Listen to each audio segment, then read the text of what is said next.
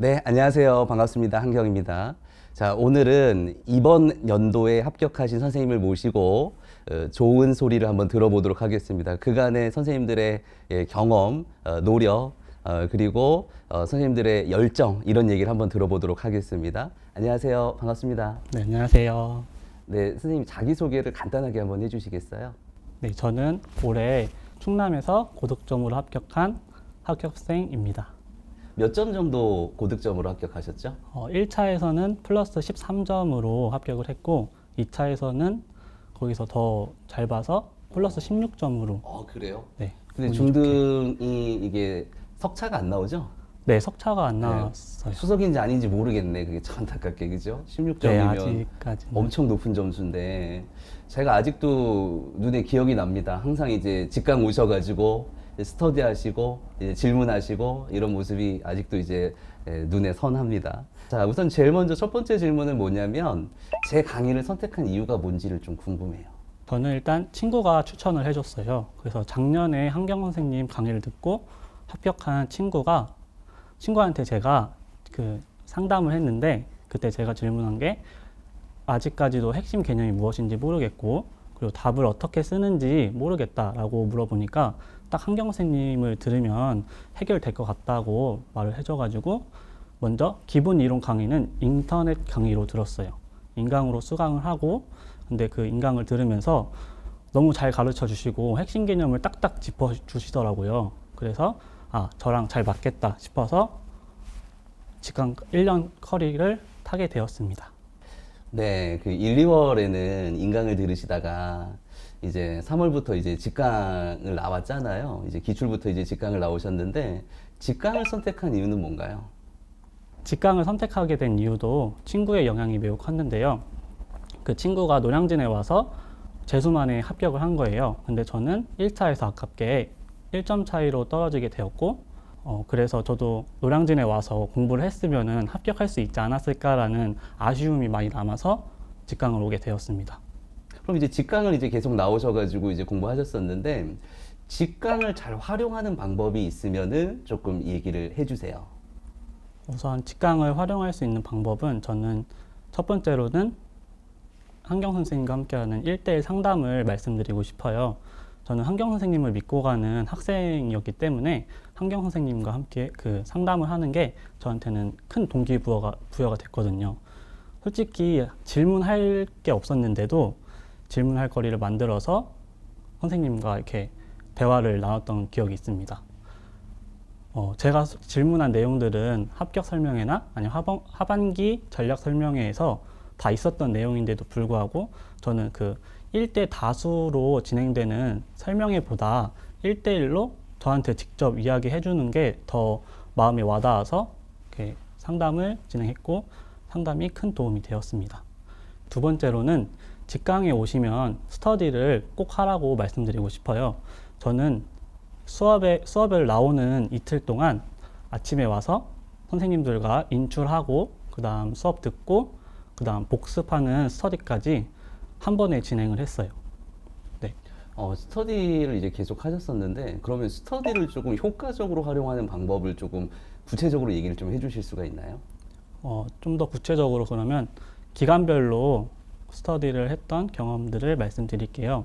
먼저 4월부터 6월까지 기출 분석을 들을 때는 저희는 모두 삼수생 이상이어서 어느 정도 기출 분석은 되어 있다고 가정을 하고 저희는 구두 인출 스터디를 진행을 했습니다. 구두 인출 스터디는 어떻게 더 구체적으로 말씀드리면 처음에 만나서 오전에는 마인드맵 인출을 하고 그 다음 그 마인드맵을 보고 영역별로 나눠서 제비뽑기를 진행했어요. 그래서 그 제비뽑기에 해당되는 영역을 선생님이 돌아가면서 인출을 하고 그 다음에 이제 수업을 들었습니다. 그렇게 수업을 듣고 난 후에도 그 작년 한경 선생님 문제풀이 문제가 있어가지고 그 심화 강론 때 했던 내용들이 문제풀이에도 그대로 반영이 되어 있었어요. 그래서 그 문제를 풀면서 이렇게 복습을 하니까 좀 더 잘 이해가 됐고 같이 직강 듣는 선생님들이랑 대화를 하면서 어느 부분이 이해됐고 어느 부분이 이해 안 됐는지 확인하는 시간이 굉장히 도움이 많이 되었습니다. 코로나19 때문에 공부하면서 힘들었던 점은 없었나요? 있었죠. 저도 처음에 인강으로 돌릴 때까지만 해도 좀 버틸 수 있었어요. 공부했던 패턴을 유지해 가면서 인강으로 바뀐 것 뿐이니까 버틸 수 있었는데, 그 독서실이 영업정지 됐던 기간이 있었어요. 그때는 공부할 공간이 사라진다고 생각하니까 공부가 안 되는 거예요. 저는 또 집에서는 공부를 못하는 스타일이라서, 그래서 그때는 과감하게 집으로 내려갔습니다. 그래서 집에 내려가서 공부를 하려고 했는데도 그 2주 동안은 공부를 제대로 하지 못하고 좀 흐지부지했던 기억이 나네요. 그러니까 노량진에 있다가 이제 지방으로 내려가서 이제 네. 공부를 하려고 했었는데 생각 외로 공부가 잘 안 됐다는 얘기죠? 네. 네, 그렇군요. 그래서 만약에 또 같은 상황이 온다면 저는 그때는 개념을 암기하는 것보다, 암기가 제대로 안 되거든요. 그래서 암기하는 것보다는 기출 문제를 한 번 더 보는 것을 추천을 드립니다. 다음 질문을 한번 해드리면은 이제 교육학도 있고 특수교육학도 있고 그 다음에 이제 교육과정, 그 다음에 뭐 뭐 등등등 여러 가지가 있는데 이 비중을 어떻게 둬가지고 공부했는지가 조금 궁금하거든요. 저는 처음에 공부하러 갔을 때 자리에 앉으면 법, 총론, 교육학을 오전에 모두 끝냈어요. 그래서 법을 1시간 하고 총론 1시간 하고 교육학을 2시간씩 하고 점심을 먹었습니다. 그래서 이제 오후부터는 이제 전공 공부에만 올인을 했어요. 그럼 가장 비중을 두어서 공부했던 과정은 어떤 과정이 있나요? 저는 일단 초수랑 재수 때는 기출 분석에 집중을 했어요. 그때는 시간도 부족하고 아는 것도 많이 없기 때문에 기출에 나온 것만이라도 다 맞추자 이런 생각으로 기출 분석에 집중을 했고, 이제 삼수 때는 제가 이제 어느 정도 안다고 생각을 하고 그때부터는 모고랑 문풀 하면서 어떻게 답을 써야 되는지, 그리고 그 답 쓰면서 실수를 줄이는 것에 중점을 두었습니다. 이 두 가지가 굉장히 중요하더라고요. 그러니까 이제 핵심이 기출에 초점을 두기보다는 문풀과 모고에 초점을 둬가지고 네. 이제 실전에 대비하는 것을 위주로 이제 공부를 했다, 네. 비중을 많이 뒀다 이런 말씀을 이제 하고 계신 것 같아요, 그죠? 자, 나만의 고득점 합격 전략이 있으면 말씀을 좀 해주세요. 저는 서브노트를 꼭 만들으라고 하고 싶어요.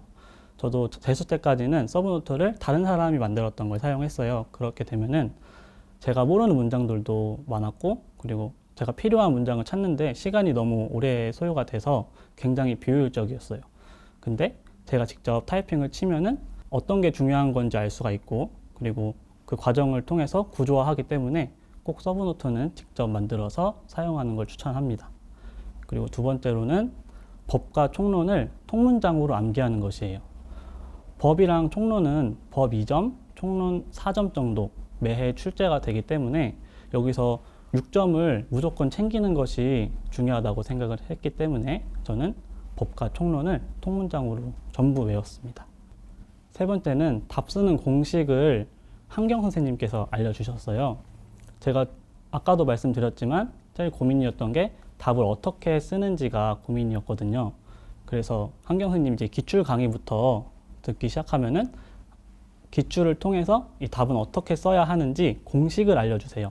그럼 저는 제가 외웠던 개념과 문제에 나온 단서를 이용해서 딱 그 공식에 끼워 맞추기만 하면은 답이 깔끔하게 완성이 되더라고요.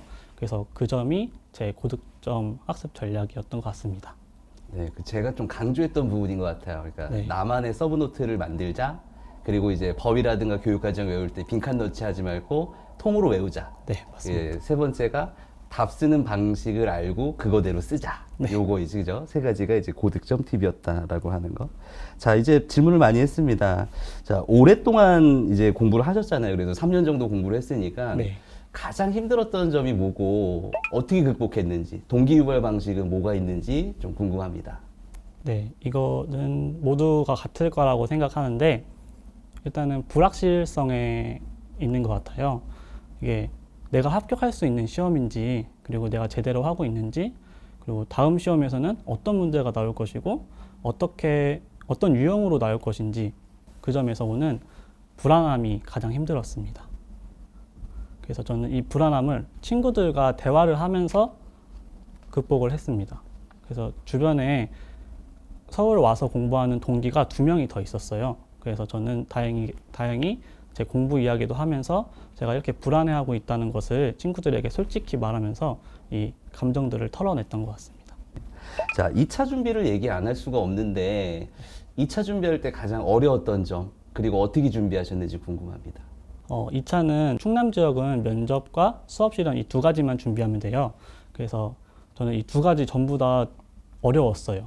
말주변이 없어가지고 어려웠는데 가장 어려웠던 것은 처음부터 끝까지 끝내는 게 가장 힘들었어요. 그래서 처음에 갔을 때는 면접도 네 문제를 끝내는 것도 못했고 수업 실현도 그 조건에 맞춰서 한 번에 쭉 끝내는 것을 하지를 못했어요. 그래서 저도 면접 2차에서 고득점을 받았지만 아직도 제가 잘 못한다고 생각을 하거든요. 그래도 근데 중요하게 생각하는 것들을 말씀을 드리겠습니다. 먼저 면접에서는 큰 방향을 설정하는 것이 중요한 것 같아요. 내가 어떤 교사가 되겠다라는 그 교직관을 설정하면은 거기에 살을 붙여서 어떻게든 대답을 하게 되더라고요. 그리고 저는 면접책도 많이 봤지만 유튜브나 미래교육 플러스 이 자료를 많이 활용했습니다. 이게 미래교육 플러스 같은 경우에는 현직 선생님들이 나와서 대화를 많이 하세요. 그러면 지금 학교 현장이 어떠한지 그리고 지금 교사들의 그 훌륭하신 교사분들의 마인드가 어떠한지 저도 똑같이 따라하면서 내면화하려고 많이 노력을 했습니다. 수업 실현에서도 저는 처음부터 손동작이나 아니면 학생들을 뭐 친구라고 부르면 안 된다 등과 같이 사소한 것들에 신경을 쓰게 되면 정작 중요한 것들에서 많이 놓치게 되더라고요. 그래서 뭐 학생 중심의 수업이라던가 아니면 다양한 발문 그리고 다양한 칭찬 그리고 저는 밝은 분위기 저는 이런 사람이에요 라고 그 면접관님들에게 말하듯이 밝은 분위기 같은 것들을 형성하는 것이 더 짧은 시간 안에서는 더 중요하다고 생각을 합니다. 네, 고맙습니다.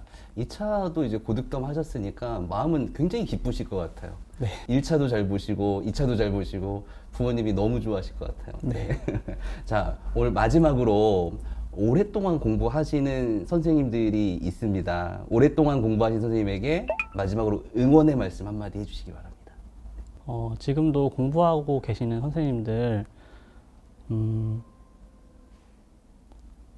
공부하는 과정이 정말 힘든 과정이기 때문에 저도 많이 걱정이 되는데요. 지금까지 열심히 하셨으니까 더 버티셔가지고 지금까지 고생한 시간과 노력을 꼭 인정받으셨으면 좋겠습니다. 저도 옆에서 응원하겠습니다. 화이팅입니다. 네, 감사합니다. 쉽지 않은 부탁인데 오늘 인터뷰해 주셔서 감사하고요. 네. 많은 분들이 도움을 얻고 용기를 얻었다고 생각을 합니다. 교직 생활 앞으로 좋은 일만 있기를 바라겠습니다. 고맙습니다. 네, 감사합니다.